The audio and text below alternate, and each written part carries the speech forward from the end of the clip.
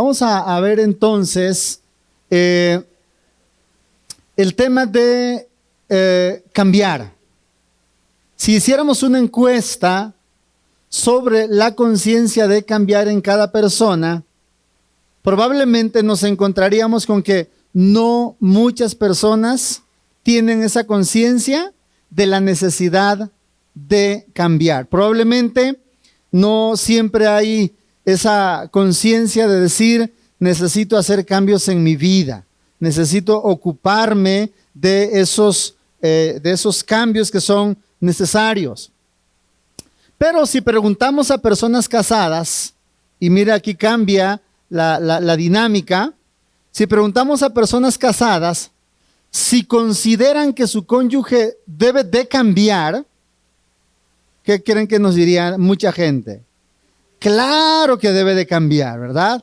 Claro que tiene mucho que cambiar. Es decir que, y esta es una trampa en la que a veces estamos atorados, las parejas. Pensamos que quien debe de cambiar es la otra persona, ¿verdad? Descartamos los cambios a nivel personal, pero no los descartamos cuando se trata de la otra persona. De tal manera que cada uno considera que no necesita cambiar, pero con su cónyuge sí debe de cambiar los malos hábitos, pero en realidad, todos necesitamos hacer cambios, porque recuerden que estamos en ese proceso de cambio. Cambiar es un proceso. Cambiar no es un acto, sino es un proceso que incluso nos va a llevar toda la vida. Avanzamos. Mientras tanto, este es un aspecto importante.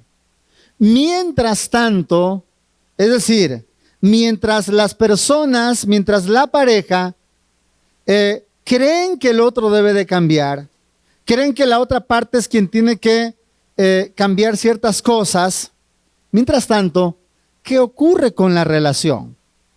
La relación se va dañando, la relación se va deteriorando, como lo hemos venido diciendo. Pero también tenemos que preguntarnos, ¿cómo se siente cada uno de ellos? Y por lo regular están enojados, están frustrados, están resentidos. Es muy común ver a las parejas que están desalentadas. Están muy desgastadas, están desalentadas porque pensaron que el matrimonio tendría que ser algo diferente. Estoy terminando de leer por segunda ocasión un libro que ustedes seguramente conocen, Los 5 lenguajes del amor. Y por ahí el autor cita el caso de una pareja que es muy interesante porque cuando la pareja empiezan a tener conflictos, ella, la esposa, dice que ella pensó, se supone que la relación no tiene que ser así, desgastante, frustrante, y que ella empezó a investigar, empezó a irse a las bibliotecas, empezó a comprar libros, empezó a indagar como qué podría hacer para salir de esa situación. Y esto es muy importante, porque a veces nos malacostumbramos a una relación en donde estamos desalentados, una relación que no disfrutamos, una relación donde no hay plenitud. Parte del propósito de Dios a través del matrimonio es que experimentemos su gracia, su bendición, su bondad a través de la relación. Pero bueno, en primer lugar hay que decir que todos tenemos la necesidad de cambiar. Cambiar es una necesidad. La frase que debe poner ahí es una necesidad. Esto, buena parte de lo que les comparto aquí, viene en un libro, lo tomé de un libro que se llama Cambios que Sanan. Quizá algunos conozcan ese libro. Si no lo conoce, yo se los recomiendo ampliamente. El autor dice que lo bueno no puede iniciar hasta que lo malo termine, hablando del tema de los cambios. Y él dice entonces que es una necesidad cambiar. También plantea y dice que nos guste o no, los cambios son parte de la vida. Los cambios definitivamente en cualquier área, trabajo, finanzas, relaciones, todo lo que hagamos, siempre vamos a tener que hacer cambios. Es una necesidad que todos tenemos. Pero también los cambios son decisivos. La frase ahí es, son decisivos. Pero pocas veces nos agradan los cambios. Pocas veces nos agradan los cambios. Hay una tendencia en nosotros a acomodarnos a las circunstancias y sobrellevar, en el caso de la relación de pareja, sobrellevar, pero vea esto, los cambios son decisivos. Quiere decir que hacer cambios a nivel individual va cambiando, y quiero enfatizar esa parte, quiero que pensemos en la necesidad de hacer cambios. Yo les decía, entre la pareja, entre él y ella, hay algo que se llama relación. Y a veces queremos cambiar la relación, pero la relación no cambia si los que la construyen no cambiamos. Porque la relación es una construcción de ambos. No es una construcción de uno o solo del otro. Tanto el hombre y la mujer hacemos, déjeme expresarlo así, hacemos depósitos a la relación. Y hay depósitos positivos y depósitos negativos. Entonces, dependiendo de la naturaleza de los depósitos que hacemos, es como nosotros construimos una determinada relación. Y dependiendo de cómo somos nosotros, es también cómo vamos a construir una relación. Recuerden lo que decíamos ayer. El matrimonio puede ser tan bueno como nos lo propongamos, pero puede ser también tan miserable como lo permitamos. En el primer caso, hay que trabajar. Tenemos que trabajar para que nuestro matrimonio sea mejor. En el segundo caso, no tenemos que hacer nada. Pero hay algo ahí. Puede ser el matrimonio muy miserable en la medida en la que nosotros lo permitimos. Por eso los cambios son decisivos. Por eso cuando usted cambia, cuando yo cambio, la relación empieza a cambiar. Eso es muy importante. Y entonces uno tiene que hacerse responsable de trabajar en el cambio. A menudo las parejas en la terapia se responsabilizan mutuamente. Y entonces él piensa que ella tendría que cambiar. Y si ella cambia, todo sería diferente. Pero ella piensa lo mismo de él. Ella piensa, es que si él cambiara, así que cada uno ve en el otro la necesidad de cambiar, pero no la ven en ellos mismos. Y normalmente, también me gusta dejarles la tarea de decirles, ok. Y les digo, quiero que piensen en dos cosas. Primero, ¿cuál es su responsabilidad? No la del otro, y se los enfatizo. ¿Cuál es su responsabilidad en esta relación? Pero aún más, y me parece lo más importante, ¿qué son las 2 o 3 cosas que usted como varón haría, que usted como mujer haría para que la relación mejore? Y les digo, no digan lo que piensan que el otro tiene que hacer. ¿Por qué? Porque eso ya se lo han dicho muchas veces. Y entonces están en el círculo vicioso. Ahora cambiamos la dinámica. Y entonces llegan ellos después de una semana y dicen, bueno, en realidad creo que yo tengo que cambiar esto. Y la siguiente pregunta es, ¿te comprometes a cambiar? Y cuando una persona se compromete a cambiar, la relación cambia.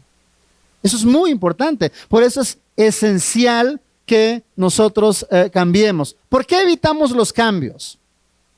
Hablando del hecho de que a veces los evitamos. Primero, porque tememos a lo desconocido. La palabra es la frase, lo desconocido. Luego, tememos a la confrontación. Porque el cambio significa que o seremos autoconfrontados o seremos confrontados por la realidad que vivimos. De tal manera que esa es otra causa. Tememos sufrir algún tipo de herida. La palabra ahí es herida. A veces no queremos cambiar porque pensamos que podemos salir lastimados. Hablando de los cambios en lo general, tememos dejar ir algo y le tememos a veces a la tristeza, al cambio, es decir, lo que extrañamos. Repito, hablando de los cambios en lo general. Pero también, y esto es otro aspecto importante, muchas veces no poseemos o no hemos desarrollado las habilidades para llevar a cabo el cambio. Y a veces no sabemos cómo cambiar. Esa es la realidad. Cuando no sabemos cómo cambiar, ojo, ese es un buen momento para pedir ayuda. Para que usted y su cónyuge decidan pedir ayuda. Tenemos que reconocer, hay ocasiones en que somos rebasados por lo que nos pasa. Y cuando somos rebasados, ese es el momento de humildemente reconocer, necesito ayuda. Y tenemos que romper la resistencia. No es un problema con los varones, pero los varones somos los que más nos resistimos a buscar ayuda. Las estadísticas dicen que el 95% de las citas para la consejería y la terapia en el matrimonio las hace la mujer. El 95% de los matrimonios que piden ayuda. Solo un 5% la hacen los varones. Eso ya nos dice de que a veces nosotros como varones nos resistimos al cambio. Pero también otra razón o causa por la cual luego batallamos es que hemos vivido tantos cambios dolorosos, es la frase, en nuestra historia personal, que luego queremos evitar más cambios, aunque sean necesarios. O también no sabemos cómo sobrellevarlos, por lo tanto luchamos para mantenernos a flote o nos hundimos. Esa es otra cosa que a veces no sabemos cómo sobrellevarlos y por eso le pensamos y a veces estamos sobrellevando la relación. Los estudios dicen, hablando del divorcio, que las parejas que terminaron por divorciarse reconocen que el problema duró años y que si hubieran buscado ayuda, eso no hubiera ocurrido. A lo que voy es a esto. Porque muchas veces andamos sobrellevando la relación. Y en lugar de trabajar para mejorarla y disfrutarla, entonces tratamos de sobrevivir a la relación. Y ese no es el propósito de Dios. El propósito de Dios es que en familia experimentemos plenitud. ¿Ok? Bien. Avanzamos, por favor.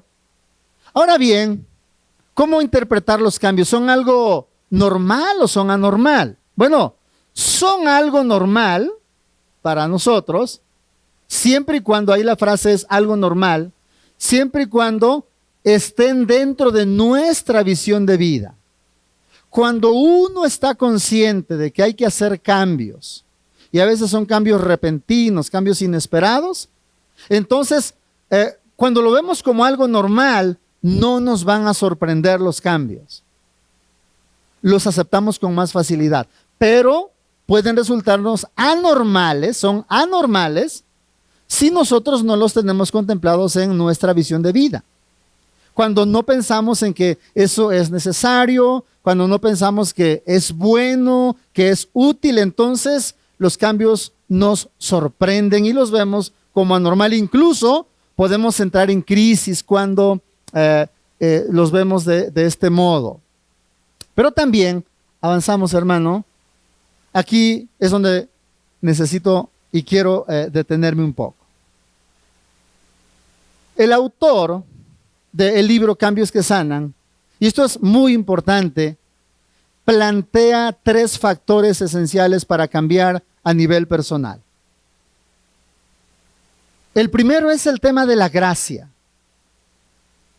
Ahorita lo vamos a desglosar un poco más. El segundo factor es el tema de la verdad. Necesitamos gracia, verdad y tiempo para crecer. Ojo, recuerde que el cambio es un proceso. Recuerde que el cambio no es un acto, no cambiamos de la noche a la mañana. Ahora, Dios, con esto no estamos dudando del poder de Dios, Porque Dios tiene el poder para cambiarnos y que de un día para otro ya seamos transformados. Dios puede hacer eso. Pero la manera en la que Dios trabaja son procesos. ¿Por qué? ¿Por qué procesos? Para que maduremos. Porque si imagina que nosotros de la noche a la mañana ya somos personas transformadas, lo cual Dios puede hacer. Ok, solo que nos perderíamos el proceso y no habríamos aprendido a madurar. No habríamos aprendido, no habríamos adquirido sabiduría. ¿Perdón? Responsabilidad. Porque a través del crecimiento uno aprende muchísimo, ¿sí o no? Aprendemos a través de los años y vamos madurando. Por eso es un proceso. Ahora, necesitamos tiempo. Vamos a ver lo que dice Lucas, porque quiero que vean en Lucas 13, del 6 al 9, en la parábola de la higuera. Y quiero que veamos 3 factores aquí, en esa higuera que no daba fruto, y vamos a ver la gracia, la verdad y el tiempo. Y recuerda que nosotros somos esa higuera para Dios, Israel y nosotros, el pueblo de Dios. Entonces les contó esta parábola. Un hombre tenía una higuera plantada en su viñedo, pero cuando fue a buscar fruto en ella, no encontró nada. Así que le dijo el viñador: mira, ya hace 3 años, tiempo, ahí está el tiempo, ya hace 3 años que vengo a buscar fruto, pero ¿qué cree? Aquí también en esos 3 años hay gracia, porque ya le dio tiempo. Gracia y tiempo. Hace 3 años le dice que vengo a buscar fruto en esta higuera y no he encontrado nada. Córtala, ¿para qué ha de ocupar terreno? Señor, le contestó el viñador, déjala todavía por 1 año más. Gracia y tiempo otra vez. Gracia y tiempo. Déjala todavía por 1 año más para que yo pueda cavar a su alrededor y echarle abono. Eso equivale a la verdad, ahorita lo vamos a ver. Eso equivale a la verdad. Necesitamos la verdad de Dios. La verdad nos estructura, como lo veremos en un rato más. Y tal vez en adelante dé fruto. Gracia. Si no, córtela. Ahora, nos regresamos, hermano Manuel, por favor, a esta parte. La gracia tiene que ver con la paciencia que Dios nos tiene para que crezcamos. Dios muestra tolerancia con nosotros, nos muestra su amor. La verdad dice, voy a cavar, voy a abonarle, voy a rodear, voy a cavar y voy a poner abono, porque la verdad nos estructura. Y el tiempo. Ya hace 3 años, sí, ok, pero déjala 1 año más, tiempo. Ahora, pasamos a la siguiente diapositiva, a la siguiente. Precisamente aquí veamos el tema de la gracia un poco más ampliamente en nuestro crecimiento. De Cristo, Juan dice, y aquel verbo se hizo carne y habitó entre nosotros. Y vimos su gloria, lleno de gracia. Jesús lleno de gracia. Ojo con esa palabrita. Lleno de gracia. Necesitamos, y quiero que veamos la gracia en 2 direcciones. La gracia en forma vertical, la gracia de Dios hacia nosotros, y la gracia en forma horizontal, la gracia para con otras personas. Dios muestra gracia con nosotros. Y Él quiere que esa gracia fluya hacia otras personas. Necesitamos la gracia de Dios. La importancia, es muy importante el vínculo con Dios, porque gracia es relación. En la medida en la que nosotros estrechamos nuestra relación con Dios, entendemos mejor su gracia, junto con la verdad que viene un poco más adelante. Pero es importantísimo esto.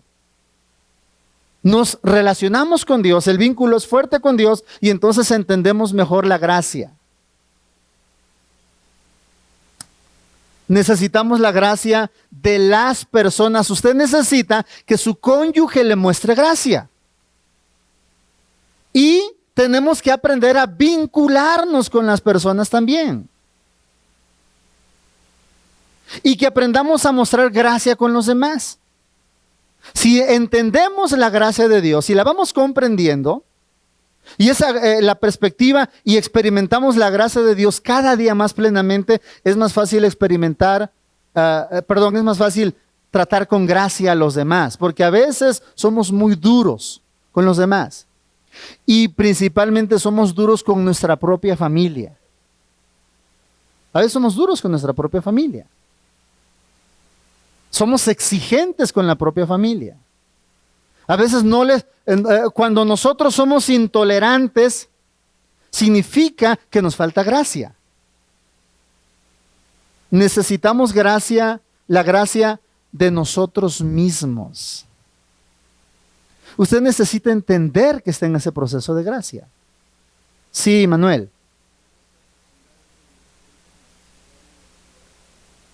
Sí, claro, dice él que si será la capacidad de ver una necesidad y actuar en él para llenar. Claro.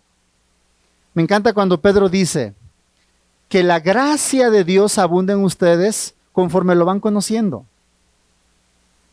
Y cuando nosotros, imagínense, a ver, mostrar gracia.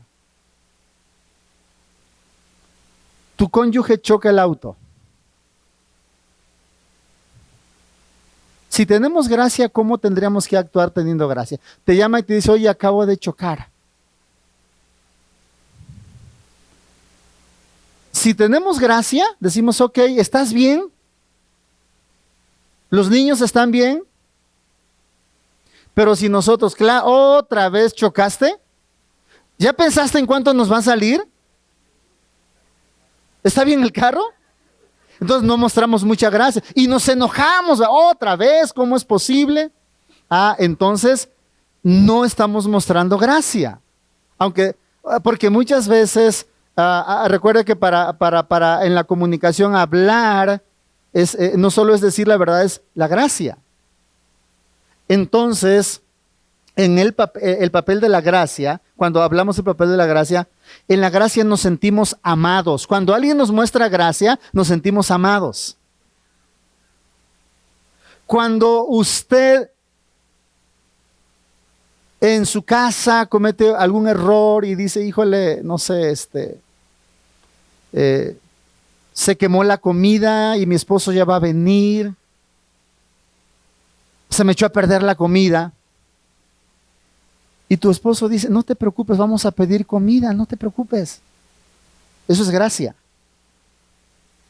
Pero si se enoja, si gritamos, si enjuiciamos, entonces no estamos mostrando gracia. Cuando alguien nos muestra gracia, nos sentimos amados, perdonados. Ojo, nos sentimos aceptados. ¿Y sabe qué? La gracia favorece el cambio. La gracia favorece el cambio. Henry Cloud, en su libro Cambios que Sanan, dice que en su iglesia había un varón que tenía problemas de alcoholismo y en la reunión de varones todo mundo le decía, ya no tomes, ya no tomes, ya no tomes, ya no tomes. Y todo el tiempo había alguien diciéndole, ya no tomes. Y parecía, de esas veces que decimos, es que le decimos que no lo haga y lo hace. Y él dice que paralelamente empezó a ir a AA. Allá nadie le dijo nada. Y él dice, como con vergüenza, dice, ¿qué vergüenza? Dice que nosotros a veces no favorecemos el cambio. Y allá nadie le dijo que dejara de tomar. Allá nadie lo reprendía, ni lo regañaba, Porque saben que cuando exigimos a alguien que cambie, en el fondo, ¿sabe qué es el tema? No te acepto, te rechazo. Eso es lo que hay en el fondo. Es un problema de rechazo. Y el autor plantea, esto es muy interesante, que el rechazo bloquea el cambio. Cuando rechazamos a alguien, se bloquea la persona. Y luego nos frustramos y nosotros arreciamos nuestra actitud porque pensamos que necesita más mano dura y la otra persona hace lo mismo. Y a veces estamos frustrados porque decimos, es que parece que le digo que haga exactamente lo que no debe hacer. Pero el punto es que nosotros mostramos muchas veces juicio en lugar de gracia. Cuando una persona se siente amada, empieza a cambiar. ¿Qué ocurre? ¿Quién sabe? ¿Quién sabe? No sabemos qué ocurre. Pero la gracia actúa en la persona, la gracia actúa en nosotros. De manera que es importantísima la gracia. Avanzamos, por favor. El tema de la verdad. Juan mismo dice que Cristo era lleno de gracia y de verdad. La verdad de Dios es la única regla para el crecimiento. Ojo con esto, repito, la verdad de Dios es la única regla para el crecimiento verdadero. ¿Por qué? Porque describe las cosas como son. Porque la palabra nos corrige. La palabra nos reorienta. La verdad de parte de otras personas, notemos esto, es la verdad de Dios. Luego, la verdad de las personas para con nosotros. Necesitamos gente que nos diga la verdad. Necesitamos los varones, otros varones que nos digan la verdad que a veces no queremos escuchar. Todos lo necesitamos. Bien motivada, ¿en qué piensa Manuel cuando dice bien motivada? Ok, ya. Bien, buen punto ese. Es decir, tenemos que decir la verdad con gracia. Verdad con gracia. ¿Cómo le dices a tu esposa que la comida le faltó sal, pero decírselo con gracia? O que no quedó muy buena, pero se lo tienes que decir con gracia. Varón, ¿cómo le dices? Ahora, ¿cómo lo decimos cuando no usamos de la gracia? Ok. Pero cuando no usamos gracia, nos enojamos. No sabes cocinar. ¿No? No, a veces no usamos gracia. ¿Cómo le dices a tu esposo que le huele mal la boca? Con gracia, Con gracia. ¿Quieres un chicle? No, mi amor, no quiero. Ándale, no quiero. Con gracia, ¿cómo se lo dices? ¿Perdón? Te regalo 2, ¿verdad? Ok, me regala 2, pero los guarda.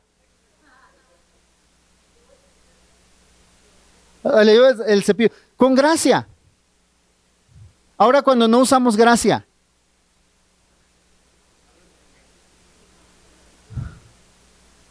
Se te murió la lengua, mi amor, y ya se te echó a perder, ¿no?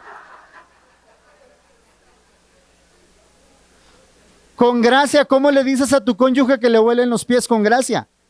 Porque ese es el punto, ¿verdad? Necesitamos usar gracia. Un talquito, no, gracias. Pero se lo vas a decir con gracia. Ahora, no decírselo con gracia, ¿cómo sería?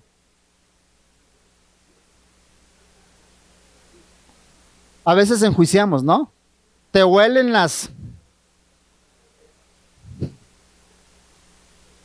O si le huele la boca y quiere ser muy bíblico, le dices, mi amor, sepulcro abierto es tu garganta, ¿no? ¿Eso es bíblico, sí o no? Es bíblico. Y falta que... Y si él es muy cristiano y cínico, va a decir amén, ¿no? Pero ¿verdad que necesitamos gracia? Necesitamos que la gracia fluya en nuestros matrimonios. Pero si yo no entiendo la gracia de Dios en mi vida, porque eso es la gracia de Dios, yo puedo tener la buena intención de decir, ya no voy a ser tan áspero, tan severo, tan duro. Pero miren, el gusto no nos dura mucho, ¿no es cierto? No podemos por nosotros mismos. Necesitamos la gracia de Dios. Así que me vinculo con Dios, luego la gracia fluye y entonces decimos la verdad con amor. Porque cuando no decimos la verdad con amor, ¿en qué nos fijamos más? Ok, le dices a tu esposo que le huele la boca, pero no se lo dices con gracia. ¿Sabes qué? Aunque tengas derecho en lo que le dices, la forma, ¿y qué creen que va a atender más la persona? ¿El contenido o la forma? La forma. A lo mejor, ok, tienes razón en lo que me dices, pero lo lastimamos en cómo se lo decimos. Necesitamos la gracia de Dios. En el libro El despertar de la gracia, que ahorita no recuerdo el autor, Swindoll, ¿verdad? Gracias, Manuel. Hay un capítulo que se llama Matrimonio lubricado con gracia. Matrimonio lubricado con gracia. Lea ese libro, porque necesitamos entender la gracia para que eso fluya y entonces resulta que estamos ayudando a la otra persona sin condenarla, sin enjuiciarla, y empieza a cambiar, y Dios empieza a trabajar en la persona. Tenemos que enfrentarnos a la verdad. Debemos aprender a escuchar las verdades que necesitamos escuchar. La verdad, el papel de la verdad es que nos estructura. La verdad da estructura. La verdad pone límites sanos. Pero viene el otro factor, vamos a ver el otro factor, el factor tiempo. Dios nos ve, por un lado, como lo que somos, ¿sí? Dios nos ve como lo que somos. Dios ve en realidad cómo soy yo, pero también nos ve como lo que llegaremos a ser por su gracia. Es factor tiempo. Nos concede el tiempo para crecer. Lo decíamos ayer, el crecimiento se mide a través del tiempo. No crecemos de la noche a la mañana. Rick Warren dice que los hongos crecen en 24 horas, pero los robles crecen en 60 años. En su libro Una iglesia con propósito. Los hongos crecen en 24 horas, pero los robles crecen en 60 años, en décadas. Entonces, para convertirnos en robles, en gente madura, se necesita tiempo. Por eso hablamos ayer, es un proceso. No es algo que ocurre tan temprano. De repente hay gente que anda con playera y dice, Dios cambió mi vida en 36 horas. Pregúntame cómo. Quizá la persona viene emocionada de algún evento, pero Dios trabaja con nosotros por 36 años, no 36 horas. A Moisés lo preparó 80 años.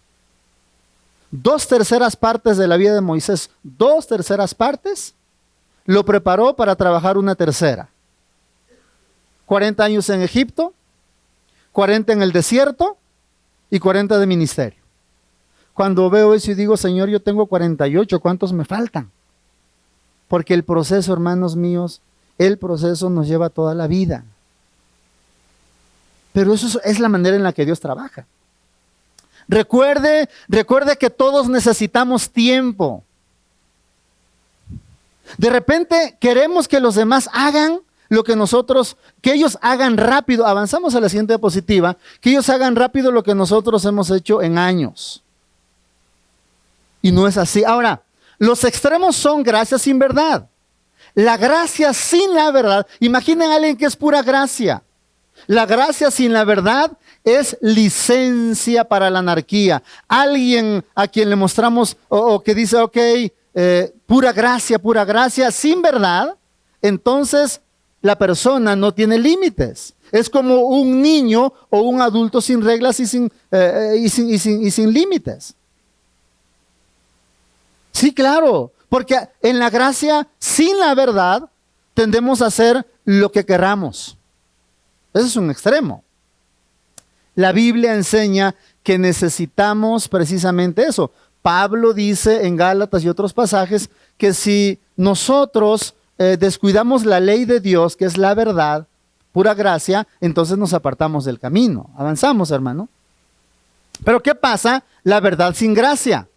La verdad es puro juicio que dificulta el cambio, ya lo hemos dicho. La verdad sin gracia.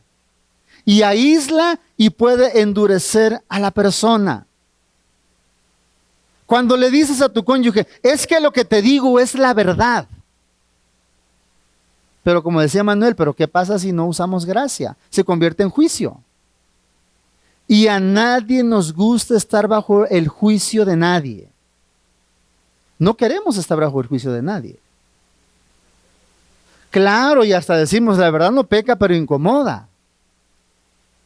En realidad, hay personas que tienen tanta gracia, que dicen la verdad con tanta gracia, que hasta divertido nos resulta. ¿Sí o no? Divertido nos resulta porque tienen gracia para decir la verdad. Porque mientras ellos están hablando, están conscientes de sus propias debilidades. Porque no se ven como superiores a los demás. Porque no se ven como alguien que ya resolvieron su propia vida. Y que los demás están en la prehistoria casi. No. La verdad sin gracia nos coloca en una relación estrictamente legal y con Dios. Es algo como decir, hace algo así. Te amo si haces lo correcto, si haces lo malo, no te amaré. Esa es la verdad sin gracia. Es el legalismo, exactamente. Y es esto, te amo aunque no siempre hagas lo que es correcto.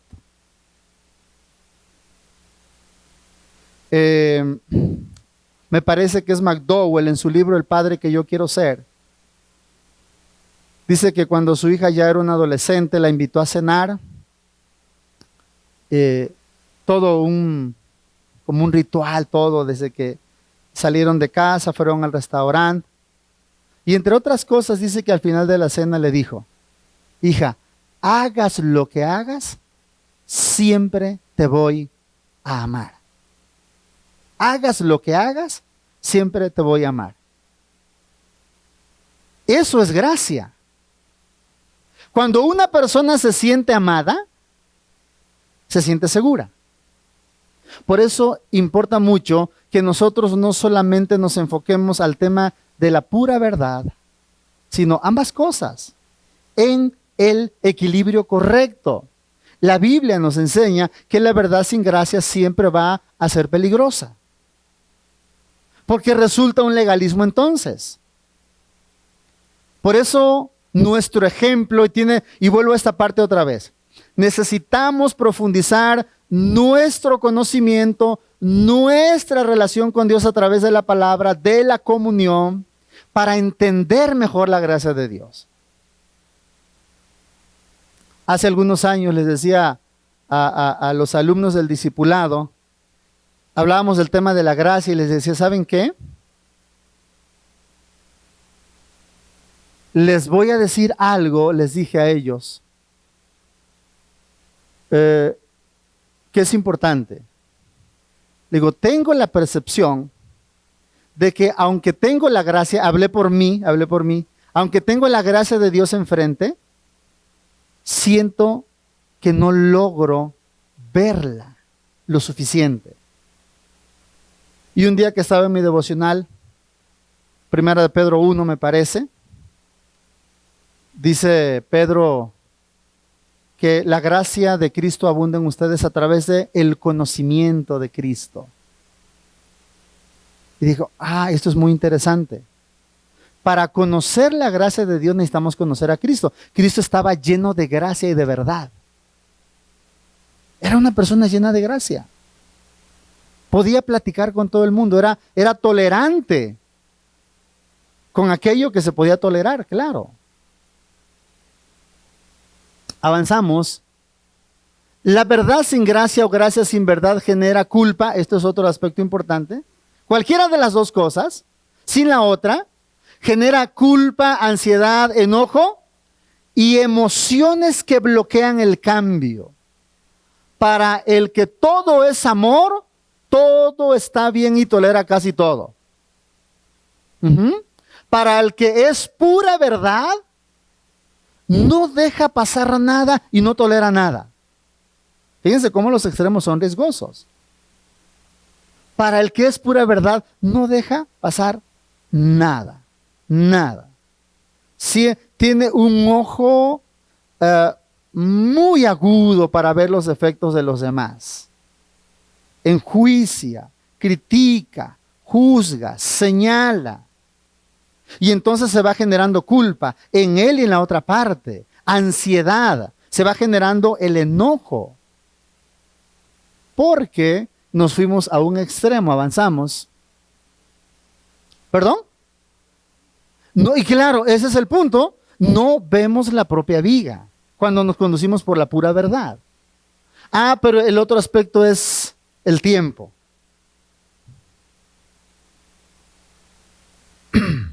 Hace algunos años, el pastor Ismael, que estuvo con los varones, me platicaba alguien hace unos meses, pastor Ismael Mejía, es amigo mío, y hace algunos años hicimos un viaje en auto para dar unos cursos en Veracruz y viajamos unas 5 o 6 horas. Y entonces hablábamos me pregunta él, ¿cómo va la relación con tu esposa? Y le digo, en lo general es buena, pero hay cosas que me están costando a mí cambiar. Y me dijo algo que me cambió la perspectiva. Dice, mira, habla con ella y dile, estoy trabajando y necesito tiempo. Tenme paciencia. Dice, dile eso.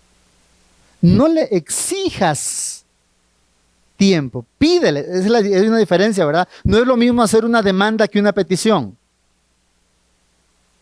Y dije, ahí está la clave. Y hablé con ella, le dije, tenme paciencia, necesito tiempo. Pero ¿qué cree? La otra persona también necesita paciencia. Perdón, necesita gracia, que le tengamos paciencia.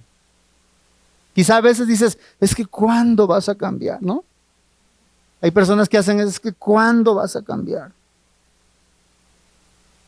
Y viven muy frustrados porque la otra persona no cambia.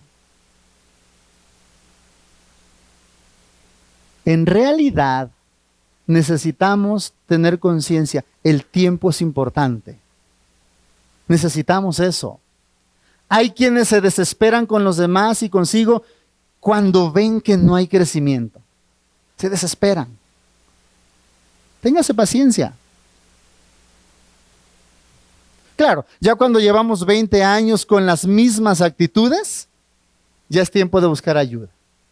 ¿No? A veces queremos que los demás hagan en días lo que nosotros logramos en años. ¿No? Queremos que los demás hagan las cosas rápido, pero nos olvidamos de nuestro propio proceso. Hay un proceso que nosotros también llevamos. Alguien nos tuvo paciencia, ¿no es cierto? Ahora necesitamos mostrar paciencia con los demás. Porque esto es como cuando usted aprendió a manejar el auto. Y si era auto estándar, ¿se acuerda? Cuando usted iba en plena avenida, iba nervioso y se le tocó un maestro enojón, un papá, no sé, alguien, ¿verdad? Que se enojaba, mete la velocidad, escucha el motor, siéntelo. Y dices, creo que ya me morí porque no siento ni escucho nada, ¿no? Y ya después de unos años dice, sí es cierto, ¿verdad? Se siente. A veces somos muy impacientes con los demás. Pero no olvide su propio proceso. ¿Cuánto le ha llevado estabilizarse en su persona, en su relación de pareja? Nos lleva años muchas veces. Entonces téngale paciencia también a su cónyuge.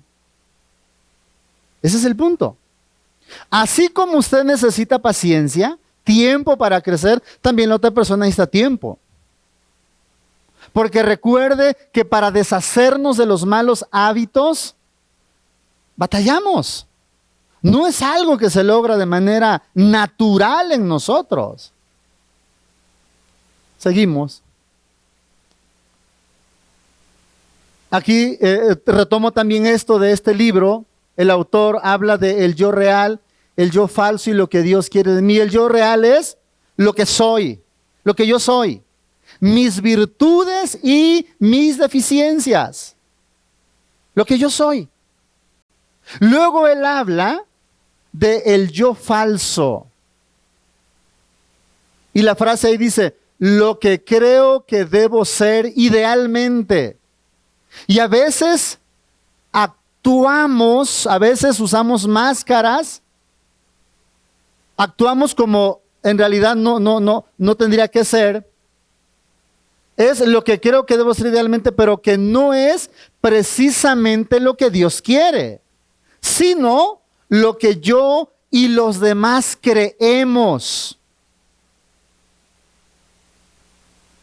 Entonces, vea, esto es importante. A veces somos gobernados mucho por el yo falso. Entonces empezamos a actuar para dar una imagen, ¿verdad? Para cuidar la apariencia, para cuidar la figura o la imagen como personas, en el trabajo, en cualquier otro ámbito de la vida. Y no actuamos necesariamente como Dios quiere que seamos. Y lo que sigue es entonces lo que Dios quiere de nosotros. ¿Qué es lo que Dios quiere? Dios quiere que nos conformemos a su voluntad. Eso es lo que Dios quiere. Para ello debemos conocer la palabra, ya lo hemos venido hablando. Es importante que seamos expertos en la palabra, pero no expertos solo en el tema del conocimiento por el conocimiento, sino expertos en el sentido de vivir la palabra. De esta manera, ¿qué pasa con el yo real y el yo falso? Se va modificando. El yo real y el yo falso se modifican. Dios empieza a cambiar, a transformar mis defectos, y el yo falso y el yo real se van modificando. Ojo con esto. Y nos convertimos progresivamente, a través de un proceso, en el tipo de persona que Dios quiere que seamos. Eso es un dato muy importante. No es lo que yo quiero ser, no es lo que los demás necesitan que yo sea, es lo que Dios quiere que yo sea. Y tengo que conocerlo a través de la palabra. Mi identidad verdadera, o la identidad, mi identidad, nuestra identidad, depende de Dios. En la medida en la que nos vinculamos más con Dios, nuestra identidad se va redefiniendo día a día. En lo último, en esto que estamos hablando, en lo que Dios quiere, convergen los tres factores: la gracia, la verdad y el tiempo. Necesitamos las tres cosas. Necesitamos todo. Y todo está en Dios. Por eso, el viñador le dice al dueño de la viña: déjala un año más. Un año más. Fíjense, eso es gracia. Pero le dice, pero voy a cavar y voy a poner abono. Voy a ver qué pasa en las raíces. Esa es la verdad. Y ahí está el tiempo. Avanzamos. Ok, es todo. Bien. Concluyo diciendo lo siguiente. No se desespere por su crecimiento. Trabaje continuamente y no se desespere. Téngase paciencia. Aprenda a perdonarse. Porque a veces la culpa nos frena. No podemos avanzar porque traemos culpa. Hable con Dios. Dígale: Dios, tú conoces cómo he fallado. Perdóname y ayúdame a seguir adelante. Téngale paciencia a su cónyuge. Hablaremos más tarde en la última plática de: trabaje usted en su propio cambio. No trabaje en el cambio de su cónyuge. No se ocupe de que él cambie. Ya me estoy explicando. Y recuerde, si usted cambia, la relación cambia. Los cambios en pareja, lo dijimos hace un rato, dependen de los dos. Es una construcción de ambos. No es una construcción de ella nada más. No es una construcción de él. Son los dos. De tal manera que los cambios se generan, los cambios ocurren en pareja si cambiamos los que integramos esa pareja. La solución no es que te separes. Esa no es la solución. Quédate a luchar en tu matrimonio. Leí por ahí una frase que dice, si el auto se le termina la gasolina, ¿qué hacemos? Pues le ponemos más. A veces decimos, hay parejas que dicen, es que ya se terminó el amor. Pues como diría Gary Chapman en su libro Los 5 lenguajes del amor, llena el tanque de nuevo. Cultiva el amor, cultívalo, cultívalo. Porque de ahí depende. Dios quiere bendecirte ampliamente a través de tu relación. Pero tienes que trabajar en ello. Trabaja en tu propio crecimiento espiritual.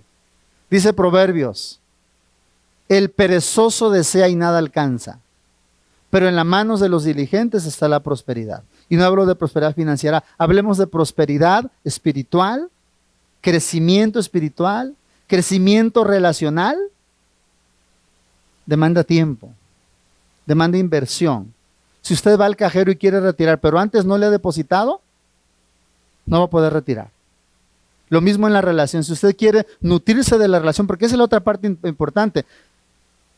Construimos la relación, pero lo hermoso también de esto es que la relación nos hace una devolución.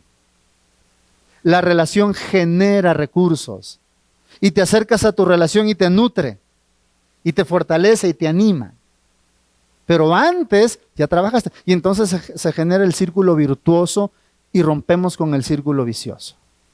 Oremos. Padre, te rogamos en el nombre de Jesús, que en tu gracia, en tu verdad y a través del tiempo nos permita seguir cambiando.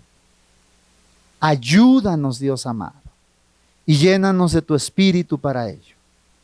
Tú conoces que muchas veces lo hemos intentado por nuestra propia cuenta y solo hemos experimentado fracaso, hemos experimentado culpa, hemos experimentado enojo y frustración. Ayúdanos a entender día a día que tú trabajas con nosotros a través de un proceso. Amado Dios, pero también ayúdanos a entender que necesitamos mostrar gracia con el cónyuge. Perdónanos cuando hemos sido duros, severos, cuando hemos enjuiciado sin misericordia. Perdónanos, Señor. Perdónanos. Y permítenos mostrar gracia, pero mantenernos dentro de tu verdad y estar conscientes de que es a través del tiempo como restauras nuestra vida y nuestra relación. Bendícenos a todos, Señor, y permítenos construir matrimonios saludables que vivan para la gloria de tu nombre y que sean de bendición a nuestra ciudad, a nuestros hijos, a las siguientes generaciones. En el nombre de Jesús. Amén, Señor. Amén.